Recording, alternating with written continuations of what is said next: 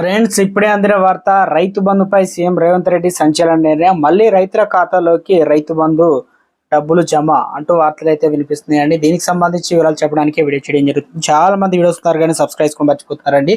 దయచేసి channel subscribe చేసుకొని bell icon all tap చేయండి. ఇటువంటి ఇంపార్టెంట్ ఇన్ఫర్మేషన్ మిస్ అవ్వకుండా మీకు ఫోన్ నోటిఫికేషన్ రూపంలో వస్తుందండి.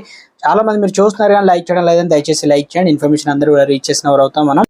తెలంగాణ రైతులకు అదిరిపోయే శుభవార్త చెప్పింది సీఎం రేవంత్ రెడ్డి ప్రభుత్వం. మళ్లీ రైతుల ఖాతాల్లో రైతు బంధు వేసేందుకు సిద్ధమైంది. సాంకేతిక సమస్యలతో రైతు బంధు సాయం అందని వారికి తిరిగి ఖాతాలో నగదు జమ చేస్తున్నట్లు వ్యవసాయ శాఖ మంత్రి ప్రకటన చేసింది.